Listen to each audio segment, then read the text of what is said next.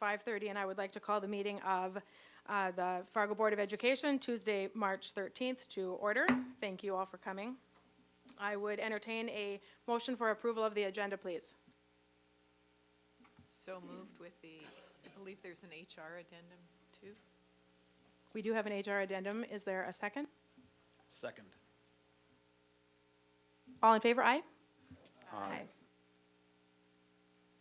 All right, the agenda is moved, or is approved. At this point, I would like to mention that we did have one person that signed up on our citizen comment sign-up sheet, and that is Rick Flagsbarth. Rick, were you intending to speak at this point? Okay, so you're here for reference for an item that's later on the agenda? Okay, thank you for coming. We will call on you later if we have questions.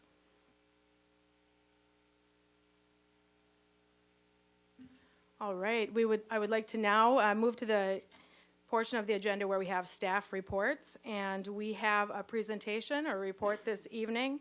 Dr. Rachel Agri, you are going to introduce our guests, right? Thank you. Yes, thank you.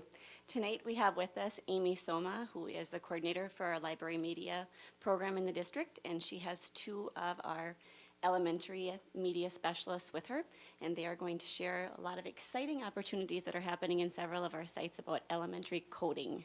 So Amy, welcome. Good evening, and thank you for having us here to share about our first year of using the coding curriculum Codable to infuse STEAM and 21st century skills into our elementary library program. So just to give you a little bit of background information, last year librarians at Washington and Jefferson piloted this program, and based upon their experiences and recommendations, our entire elementary library team decided this year to begin teaching coding at every K-5 elementary school. So since it is our first year, all of the participating students are learning the same fundamental concepts with age-appropriate and grade-appropriate enrichment and differentiation.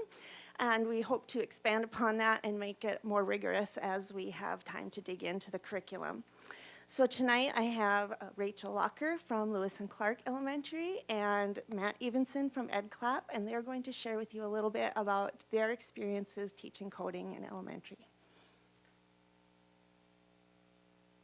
Thank you, Amy. Thanks for having us. My name is Matt Evenson. I'm at EdClap Elementary.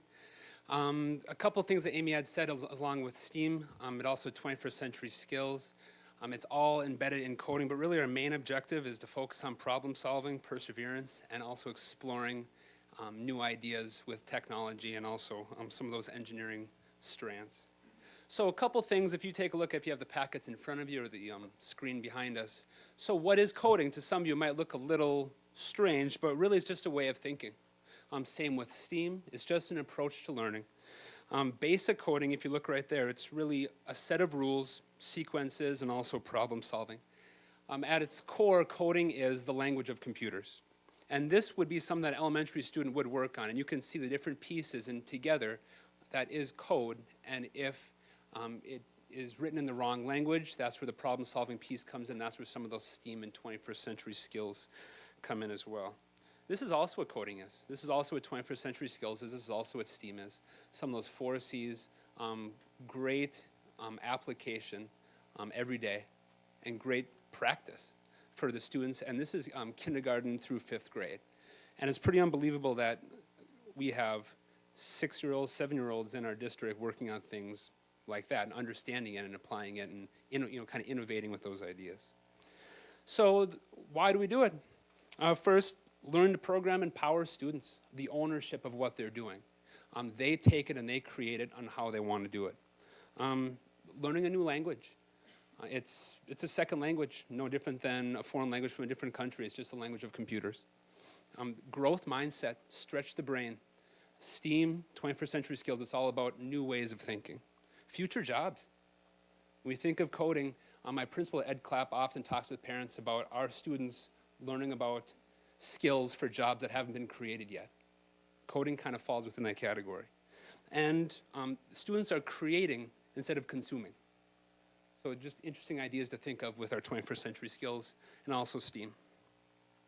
So this actually gives you a little bit of an idea of what it looks like. This is actually an assessment, and if you kind of take a look, it really is a list of rules.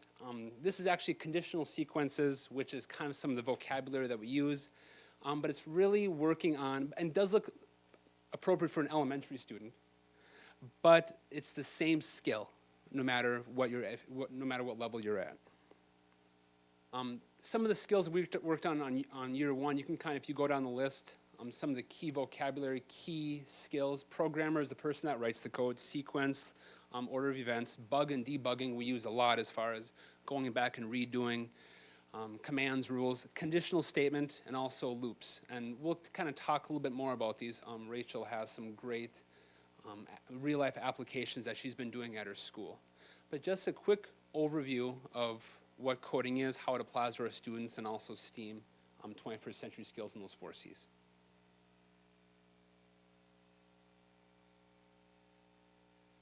So our next slides that we have up here are pictures that were taken at the Lewis and Clark Library, and it was honestly really fun to walk around and snap these pictures because the kids were so engaged, and it was just like, oh, this is a great photo op. This is too, and it was really exciting just to see that they were engaged and really learning something. And so the slides that you'll see next are highlighting a coding or programming skill that the students were applying. And then we also highlighted on the slide what 4C that they were doing. And of course, all of the 4 C's really apply to everything that you'll see here, but we wanted to specifically highlight ways that these were happening with this curriculum. I should tell you too a little bit about how we do this in the Lewis and Clark Library. Kids, and this is 4th grade that you're seeing right now, they would come into the library. We would do approximately 10 minutes of a lesson where they would be on the carpet and we would be learning some concept relating to programming. And then after this mini lesson, they would go back to the tables in the library, and half the students would use the codable curriculum that we saw Matt highlight in one of his slides. The other half would use makerspace materials in our library that our PTA had funded for us. And so using those makerspace materials was an extension of what they had just learned in Codable and what they were practicing with that curriculum. So it was kind of a neat way to take it one step beyond, that here are these skills we've learned, now here's how we can apply them. So in this example up here, sequence, the students are using Ozobots, which are little robots that are programmed by using markers to create a sequence or order of directions that they follow. So they're learning the concept sequence that they learned also in the Codable curriculum, and the 4C, really collaboration there. These students are working together, they're sharing, they're taking turns. Great way for them to collaborate. This next one, now they're using Kapla plank blocks with the goal of moving a little ball through a maze or through a design that they had created, and their goal was to do a set of steps that would result in this ball doing the action that they wanted. A condition exercise. If I do this, then this will be the result. They had just learned that in coding. This was a real life application, and we were able to talk about that after they experienced it. Creativity, of course, we know blocks are great for that. This was an opportunity for them to also do that 4C of being creative. In this picture, students are using little bits, which are similar to Legos in how they look. They come with circuits and a battery. And so you might program your little bits to turn on a light, start a fan, create a doorbell that's ringing. And debugging, the skill that we had learned that day, was about where is the glitch? Where is the mistake? What went wrong? And that's an exercise as they're doing this. How come I didn't get the doorbell to work? Where is my problem? And of course, that involved communication. And it was interesting too, because I noticed there were students that typically would maybe not participate as much or would be quieter, would have a difficult time communicating, and this was highly motivating for them. They had a real need where they had to share their idea and communicate, and were able to do that. And this is our last slide, and I think Amy wanted to share this one with you. Okay, so this is supposed to be a video that cannot be loaded, apparently. It's just a 30-second clip of students at Eagles Elementary when I was out there earlier, and they were working with conditional statements.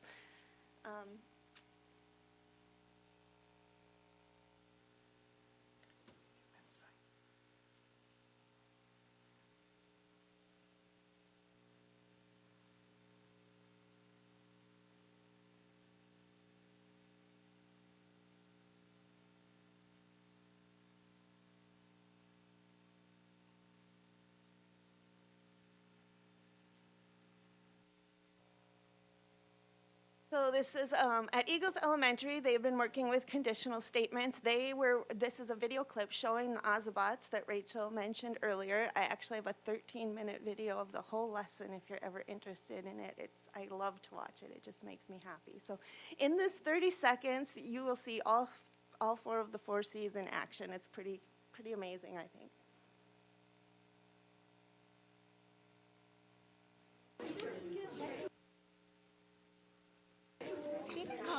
Okay. Where? You can just float around. Where do I put black? In the middle. Then after that's red, so it's your turn. Oh! Okay. Now let's test it out to make sure it's good. Oh, she wants to go look at books. Yes. Okay, that works. Okay. We're gonna go back here. So do we want to go down there? Yeah, we want to go down, so we should go like fast or something.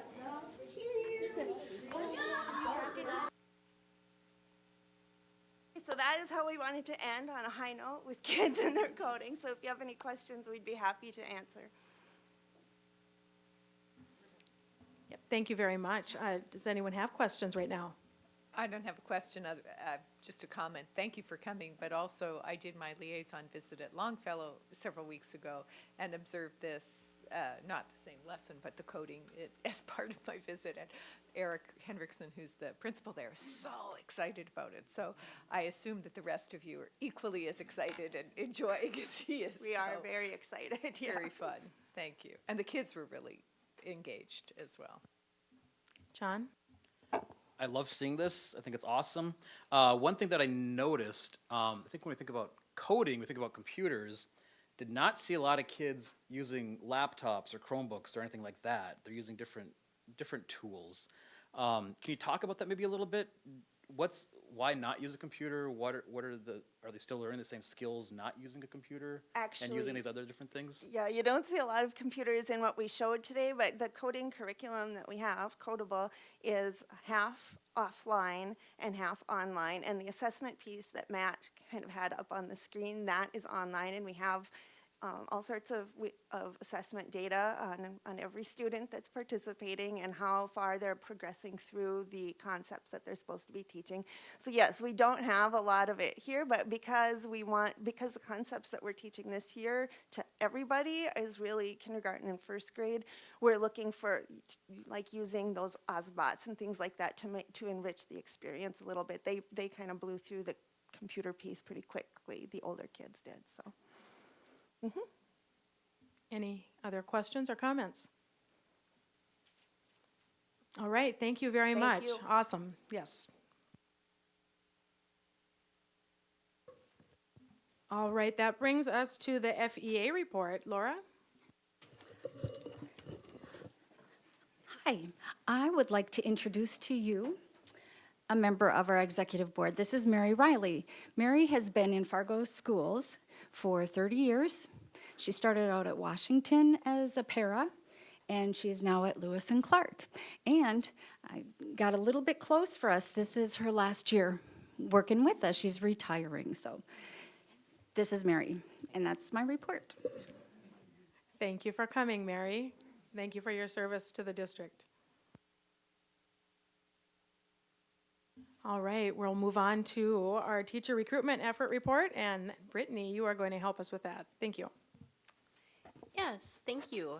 Well, you have my report, and I certainly won't read it to you, but maybe highlight a few areas, and I'd be happy to answer questions on anything specifically or talk about anything in more detail that you might want to discuss. I think people were interested in the JET program, which is a program that is taking place here at Fargo Public Schools, so maybe I'll start out by talking a little bit about that. And the Junior Educators of Tomorrow is the program that I'm speaking about. It's an elective half-credit program that's available for our senior students. It's a opportunity for our students that are interested in pursuing a career in education to get an opportunity to go out and have an experience with a certified teacher. The student gets the opportunity to express their interest in their placement, so they can elect either to participate at an elementary or secondary placement. And then over the course of a semester, they really process it more like an independent study. So they are able to, they get a manual at the beginning and they have that introductory meeting. And then they're able to take that manual and then complete daily logs, activities, course assignments. It is currently graded as a pass-fail course, but they are looking at possibly moving it into a graded course, they shared with me. And the students are taking an active role in the classroom, so they can lead games and activities with the students, and they can lead small group activities, all under the direction of a certified teacher. For the 2017-18 school year, there were 27 students that were enrolled. Of that breakdown, it was 10 students from North High, 9 from South High, and 8 students from Davies that were participating. I spoke directly with the coordinator at South High, and she indicated that the teachers that she spoke with stated that the students in the classrooms are very excited. They get really excited about having that student come into their classroom every day, and that the student surveys that the JET students themselves complete really indicate that it reinforces their decisions to go into the teaching field. So they will complete that survey at the end of their experience and talk about whether or not it was, you know, kind of what they expected, if it was kind of realigning their career goals, and that their choice was a good one. One of the things that she said is, even if it wasn't saying, yes, this is the exact course I want to teach, it might lead them down. She said one of the students she's working with this year said, maybe I'm not going to look at being a classroom teacher, but I think I want to be a school counselor. So, you know, might lead them in another course within the education field. So it was some really good feedback. She said it's really heartwarming. She really enjoys working in that role. So I thought that was kind of some neat information. I didn't know a lot about our JET program, so it was a neat opportunity for me to be able to find out more about it.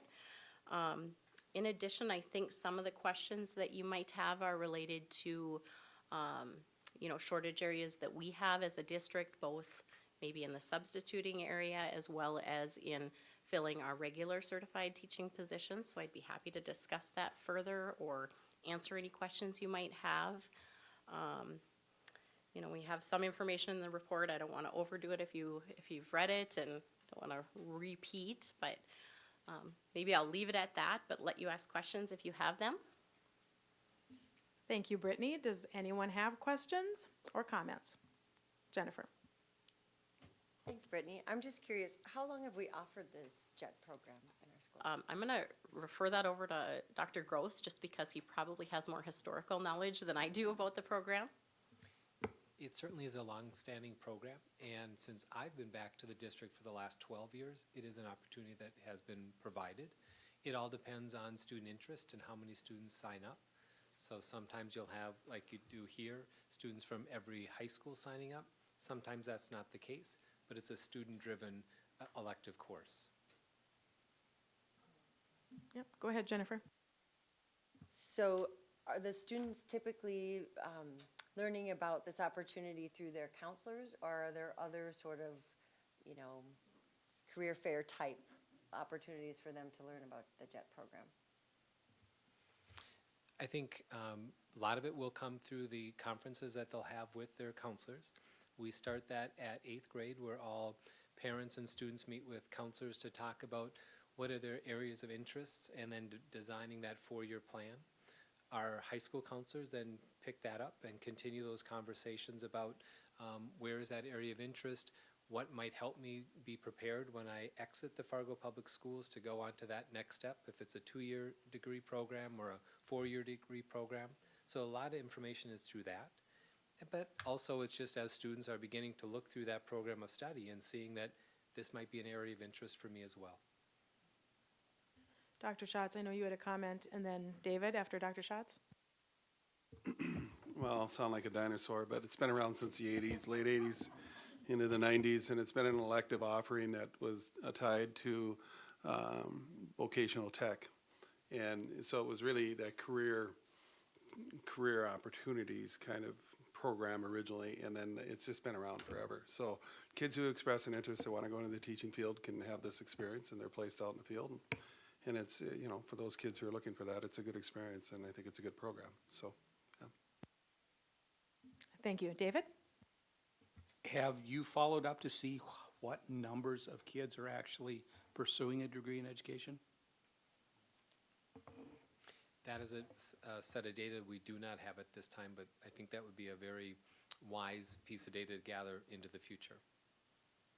Is that possible to get? Because I'd be very interested in seeing the success of this program. I think the data we might be able to capture is where a student is anticipating to go the next year, because we do capture where you're going to go to school, or if you're going to go to school or into the military. They might be able to tell us that. And then if they have already decided what their major is, we might be able to capture that. The difficulty is for those students who have entered a four-year institution and then, like my kids, changed their mind a few times. It's hard to get back to where they ended up with that degree. Does that answer your question right now, David? Dr. Schatz, did you have more? Yeah, one of the challenges for kids too is it's an off-campus type of experience. So when you have kids who want to take a lot of electives, and so you have 8 periods during the day, and they're in music and they're in all the other types of things that they want to do, whatever programs, it can be prohibitive for kids because they got to fit that into their schedule. So I think that's been a bit of a problem for the program, but usually the numbers are in the singles. It's not something where we have 20, 30 kids into those types of programs. It just hasn't been. There's just, when you have a comprehensive curriculum like we have, there's so many options for kids that it's like anything. You kind of spread everybody around and you have a whole lot of people taking a whole lot of things, but not a whole lot of numbers sometimes in some of these programs. And so, but it's been a good offering for those students that are interested. Does anyone have questions in regard to any other portion of the report? Thank you, Brittany. And I had heard about the program, the JET program, from an elementary school teacher in the district, and I hadn't heard about it before and wanted to ask about it. So I'm glad that it's in this report. Answered a lot of the questions I had. Yes, Brittany?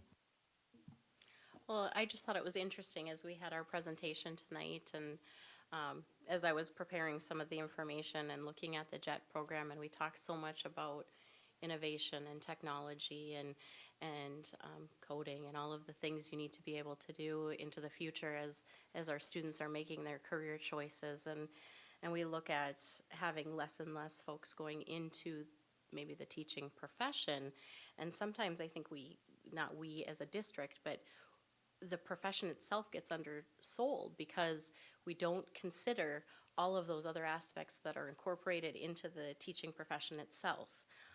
As we see what our folks are doing here in the district, I think it's a really important piece that we sell ourselves, you know, the district, the teachers. We make sure our students know and our community knows what we're doing and how that incorporates all those 21st century skills on a day-to-day basis. It's really important that we tell our kids what teachers do today, because I don't think people know and I don't think they consider. And so I think as I was looking at this program and as we talk about those things, it's important we share that message, because those traditional professions don't get that credit, and it's important that we continue to share those things. Thank you very much. Jennifer? So I have an additional question around some of the information in the report, specifically around the discussion or the practice around in-house subbing that's happening at the middle school, but not necessarily happening at the elementary, which would account for the high numbers of substitute teachers needed in the elementary versus middle school. I'm curious, what sort of things could we do that might look similar to help in the elementary? Maybe this is being discussed in terms of this. The in-house subbing is a little bit different, of course, at the secondary level because there is the open periods that are specifically designated as prep periods during a secondary schedule. There's just those 2 periods that are specifically tied that way. So there is that opportunity when there is an unfilled position or there's a smaller period of absence for staff to reach out to, the current staff in the buildings and then ask if anybody would be willing to accept that position, and then those internal staff are able to cover, and then the stipend that would be paid to a substitute can be split up among those staff. At the elementary level, of course, you're dealing with somebody who might have a classroom for the whole day. Their prep is built in, but it's different for each person. Much more difficult to try to fill that in with an existing staff member who also has a full day to cover, and their prep is a moving target too, depending on their schedule. So the practice itself won't work. What schools will do when there is those unfilled positions is they'll either look at really hard spot to be in is they might look at splitting a class between the other grades that are in there. Not ideal, but sometimes that's the only option. That's usually a least preferred option. More often than not, they'll look at other certified individuals in the building. What other folks do we have available to be pulled in? So maybe there's another certified individual that's in another role, so maybe reading recovery or another type of position that can come in and cover for those folks. Dr. Akery looks like she might want to chime in as well. I would just add to that it is very difficult in the elementary schools, but we also want to make sure that we're not pulling services from the same group of students. So all of the buildings probably 3 or 4 years ago put together a kind of a chain of command on A days versus B days. So it's not always the Title I teacher who's subbing, because then those title kids aren't getting their services. So it may be a reading recovery teacher one day, the next day it might be title reading, then it might be title math, because we are short subs sometimes daily depending on flu season or season. But they do have a chain of command of what that looks like, and they try to share the love. So, Okay, anything else on that? All right, thank you very much. All right, now we are moving to the portion of the agenda for the consent agenda, and I would entertain a motion for approval. Madam President, I would move to approve the consent agenda with the exception of 5E. I'd like 5E set aside and placed as business item 7F. Is there a second to that?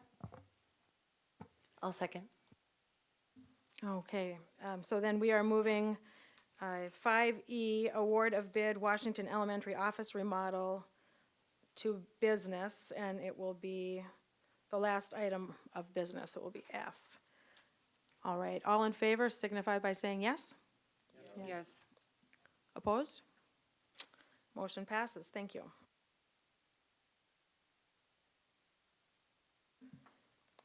Okay, our next item on the agenda is possible executive session for the purpose of negotiation strategy for negotiations with FEA, and second, potential land purchase as permitted under North Dakota Century Code 44-04-19-1, and I would entertain a motion for approval. John? President Knutson, I move we enter executive session for the purpose of negotiation strategy for negotiations with the FEA and a potential land purchase as permitted under Century Code. Is there a second? Second. All in favor, say yes? Yes. No? All right, we will need everyone that is not a member of the board to exit the room right now so that we are able to have our executive session to address both of those items, please. Thank you.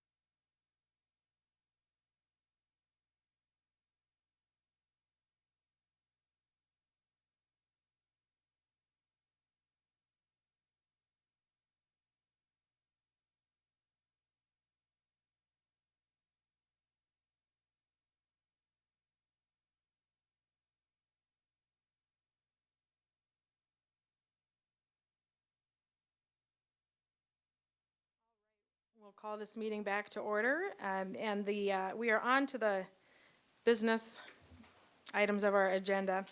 And A is the vice president position under memo, as listed under memo 95. I do want to mention that before, and the plan is that I would take nominations from the floor for the vice president spot, or you may nominate someone if you would like. And policy, our governance process, GP7, does indicate in terms of our committee structure for the governance committee, and thank you, Jim, for reminding me of this, that the membership of the governance committee includes the president, vice president, and chairpersons of planning, communications, negotiations, and governmental affairs. And so the spot is open to anyone, but I just want to make sure that you take into consideration that those are the members, those members that serve on governance. So for example, if you're the chair of a committee already and you are interested in serving as vice president, or someone thinks you would be a fantastic vice president and nominates you, then if we're going to stick with our current committee structure, then you could request that I name someone to take the chair of that committee spot. Or you could figure out a different process if you'd like to, but I'd be happy to take care of that if necessary. So are there any questions on that before we get started? John? So who is not head of a chair or president right now? I'm chair of a committee, so that would be, yeah. David? Linda? Brandy? Is that right? And Jim, okay. Any other questions? And again, this does not mean that, it's open to anyone, but I just wanted us to have this in front of us for consideration. Christy, do you have a question, or are we? Question. Okay. So if a committee chair was to become vice president, would they no longer be that committee chair, or can that be decided at a later time? Well, it possibly could be decided at the time. What's the thought? I guess what would the thought be here? Again, just I'm going by the committee structure. So I wouldn't, for example, if you wanted me to appoint someone, if that was the wish of the board, I wouldn't do that now here this evening. There would be a discussion about that. Jim? I'm going to get this process started and nominate Dinah. All right, Dinah has been nominated. Are there any other nominations? Jennifer? I'm going to nominate Christy. Okay, Dinah and Christy have been nominated. Are there any other nominations? Are there any other nominations? Are there any other nominations? I believe I just have to call 3 times, right? So or nominations are ceased, all right. And Anne Marie, how are we going to vote? Not who for, but what's the process? I'll just pass out some slips of paper if you guys want to indicate your selection, and then sign it at the bottom, or make note of who voted which way. Please make that clear distinction, and then we will tally over here. Thank you.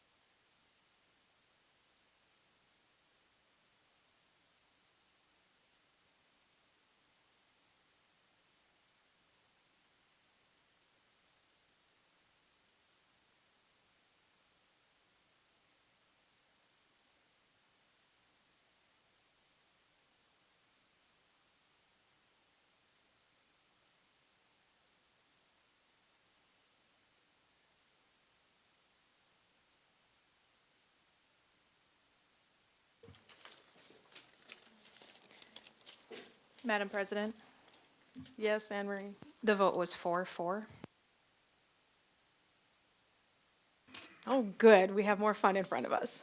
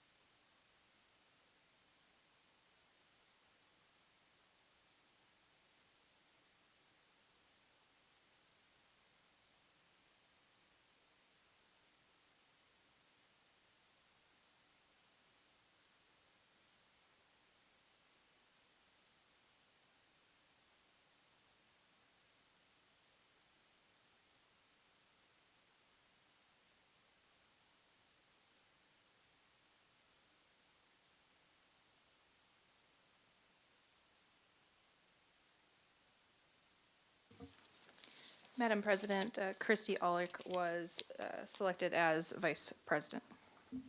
All right, congratulations, Christy, thank you very much. All right, we will move on to the meal prices for 2018-19. That's memo 93. And Christy, would you like to speak to this at this time? Certainly at planning, we had a discussion in regards to this. And I think, Cindy, can I call on you and you can explain what we talked about in planning?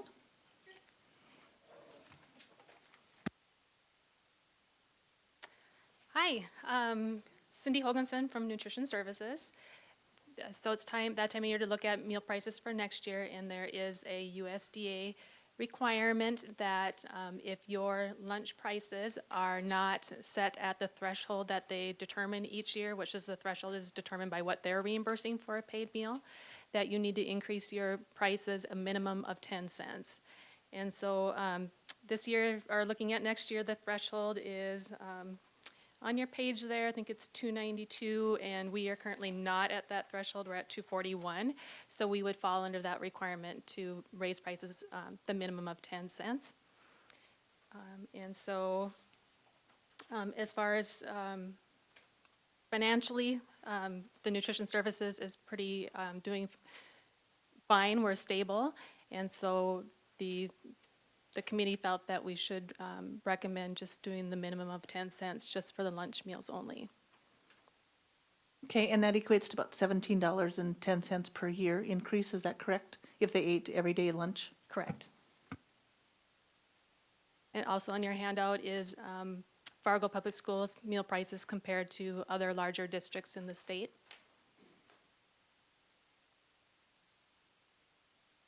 Jim?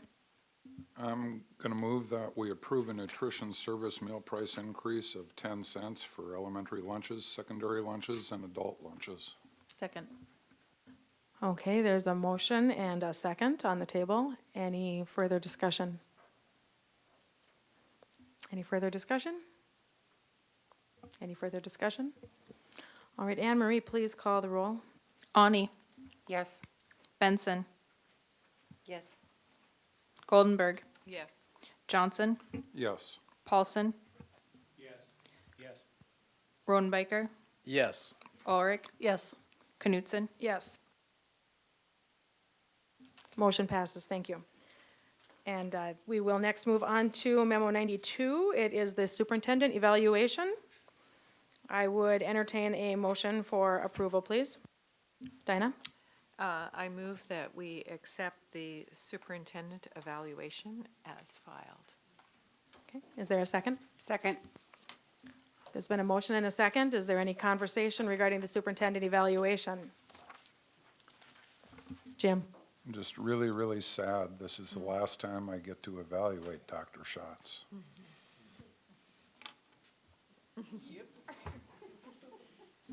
Anyone else? Seems like we all agree with what you have stated, Jim. All right, any other conversation or discussion on this? Anything, any other? All right, Anne Marie, please call the roll. Benson. Yes. Goldenberg. Yes. Johnson. Yes. Paulson. Yes. Rodenbacher. Yes. Ulrich. Yes. Ani. Yes. Knutson. Yes. Motion passes. Thank you. Thank you, Dr. Schatz, for all your service. Okay, memo number 96 is GP 3E policy update. And there's just a slight bit of language revision there. As noted, a recommendation from governance, there was some language that's mentioned. It indicated a gender, basically, of a superintendent. And so the suggestion is to change the language on the first page on GP3E on the second to the last paragraph of the page, where it says, oh, we have the correct language here, don't we? To read, the outcome of planning usually takes the form of policies which are essential for the direction and guidance of the board, the superintendent, and his or her staff. Previously, it read the superintendent and his staff. So that is the recommendation, and I would entertain a motion that states that. I move that we make the suggested change to GP3E. Is there a second? Second. All right, there's a motion and a second. Is there any conversation on this? Any conversation? Any conversation? All right. Anne Marie, please call the roll. Goldenberg. Yes. Johnson. Yes. Paulson. Yes. Rodenbacher. Yes. Ulrich. Yes. Ani. Yes. Benson. Yes. Knutson. Yes. Motion passes. Good work. That was a tough decision, wasn't it, you guys? All right, we are on to the long-range facility plan, South Side Land, Memo 94. And Christy, would you like to take us through that, please? Certainly, we've been looking at land on the south side for future planning as development properties, and I would like to recommend that we make an offer that would be contingent on results of a Phase 1 study for that land. Is that a motion that you've placed on the table? Yes, it is. Okay, is there a second to that?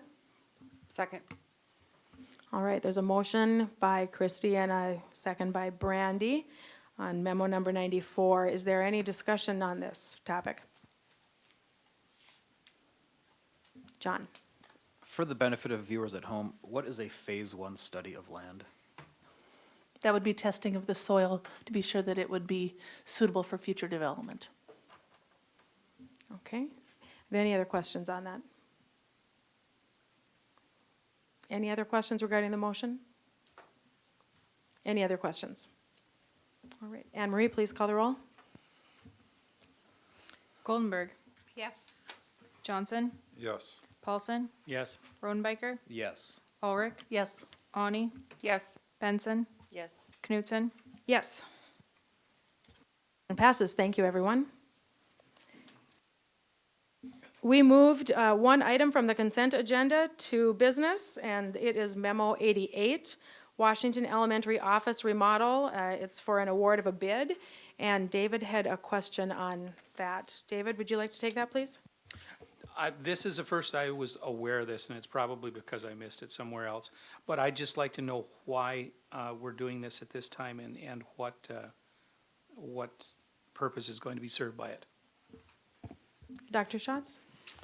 The office area at Washington is quite outdated, and as we have had the opportunity through the operational maintenance fund that Jim manages and upgrading things, in some of our older schools made changes to the entrances, and so that's what this would do. There's structural work to be done so that we can have a more secure entrance. You'll notice that in some of our schools we've put a wall and then a door that goes goes into the office before they can enter the school. So that's what this work is to reconfigure that structure to make it a more secure entrance and quite frankly, get rid of all that glass that was sitting out in the front of that older office area and whatever other updates they need to do. So that's the purpose of it, Dave.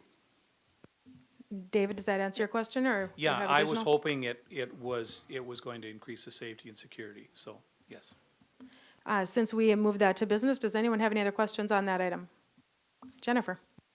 So I'm just, sometimes on our consent agenda, some of these are more obvious than others or have more explanation than others. But when we have something like this, could it be possible moving forward where it would further describe what is this dollar amount, or what exactly are we doing in this project? Or maybe it's an opportunity for it to just be shared, briefly in a planning meeting or even here, just so that we have an idea of what we're approving, other than just the dollar amount.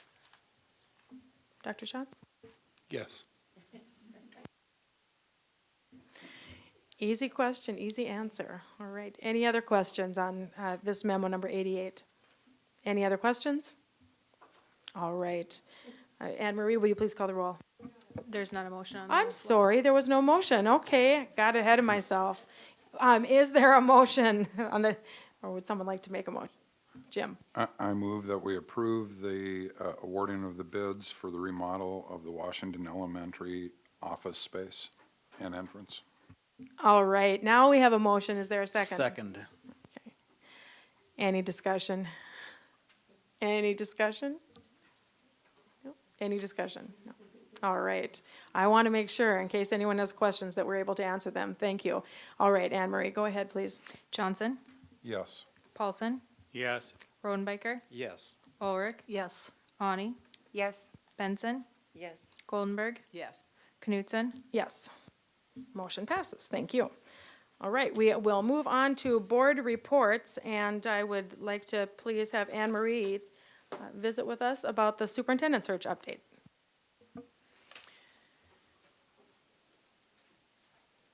Well, I'm not sure what to share. You guys met on Saturday and looked at candidates. You guys will meet again, you've met today to work on narrowing down those further by conducting some Skype interviews. And you'll meet again tomorrow to continue that process. And then hopefully later in the week, we will have some more details on who would be moving forward for finalists. So still working to plan things for next week. Brittany's been working hard on questions, a bank of questions for each interview group, working to solidify those interview groups, and all your locations were all set for that. But at this point, we're just waiting for those finalists to come forward through your guys' conversation so that we can finalize processes for next steps for next week. And Anne Marie has been a rock star with getting all of this ready. And thank you, everyone, for your time on Saturday and for the time today and what is coming tomorrow. It's very interesting to learn from the individuals that are interested in serving our district. So thank you again very much. Okay, committee and liaison reports. John, let's start with you, please. The negotiations committee will be sitting down again with the Education Association on Tuesday, right here at 4:30. Looking forward to it very much. That is it. Thank you very much. Jennifer, please. So I attended Eggs and Issues last Tuesday, and I find those to always be a valuable experience. So that was no exception. And GAC is meeting on Tuesday, the 20th, 7:30. Provided there are no schedule changes, and interviews might push that, but right now we're going to go forward with that, or plan for that. And my school visit at Jefferson is tomorrow. That's it. Fantastic, thank you. David? My school visits are next week, and I am still attempting to set up PTA meetings, which are the most difficult to get to. Diana, please. I also attended Eggs and Issues, and since our last meeting, I had my Woodrow liaison visit. That's all. Jim? Just an update from the state school board. We did a pretty massive reach out to membership hopefully some of you got surveyed in that process. One of the topics that kind of surfaced that seemed very timely to the state board was addressing safety concerns primarily for our rural schools. I think obviously Fargo, West Fargo, the bigger districts have SROs, have protocol, have a lot of different partners that we work with. So what we've developed is a series of seminars that are going to happen across the state, I believe 4 of them, where schools that are interested and communities that are interested, because they have to partner together, are going to come in for a full day of training. So the superintendent or whoever from the school, the sheriff or the police chief, depending upon if the town has a police department, has to join together to come for this training. And it is being coordinated with, I believe, a person that's been through the SRO program or was an SRO. And I think those are scheduling probably to happen in August or September. They're hopeful that they could actually get it in place still over the summer, but it may spill over into September. And thus far, it looks like we've got over 40 different districts that have identified an interest in seeing if they can get their law enforcement unit to join them and come for a day's worth of training. We don't anticipate too many of the larger districts are going to really be too interested. Obviously, if they are, they can certainly come and attend. It's really to try and bring some of what, quite frankly, we've done here with the group that Dr. Schatz has worked with, both the police department and the sheriff's department, emergency responders, and really get that thinking going on in smaller areas to address their safety concerns. So hopefully that program will turn out to be of value to a lot of districts, and if there is more demand than we have space, we'll continue to put more of them on the schedule. That's it. That is very good to hear. I'm sure that will be a lot of valuable information for those districts. Thanks, Jim. Christy. Yeah, we had a planning committee meeting, and I'm rescheduling my school visits because they were on the storm day. And that's it. Brandy. Okay, bear with me. I have quite the list. I've been busy. I went to the eggs and issues, and that was on taxes, so that was good information to find out about. I had the Kennedy PTA meeting as well. That was on the 1st. Calendar committee met, so you guys will be seeing, well, we'll be seeing that calendar of what we wanted to do with that, so we'll be seeing that soon.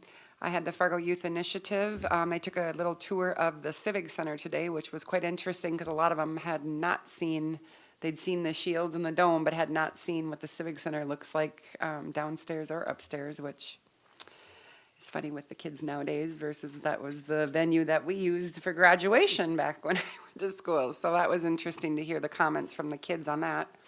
And then Friday I have Reggie and Williams, Williams from Discovery and Reggie from Kennedy. I have their meeting and tour of their schools and checking the stuff with them out. And that's all I have. Thank you. Great, thank you very much. Well, I was also at Eggs and Issues, so thanks to those who were able to be there. And I plan to attend Building Bridges Conference coming up here in March. Maybe there will be a few others that are attending. And it's our annual convention is coming up. It's right around the corner, April 7th through the 9th. So the time is going fast, and we have some homework due on March 22nd. Does anyone have anything else to add? That's what, and the president's report's been passed out to you. So anything else for the good of the order? Oh, thank you guys very much. So we will adjourn at 7:20.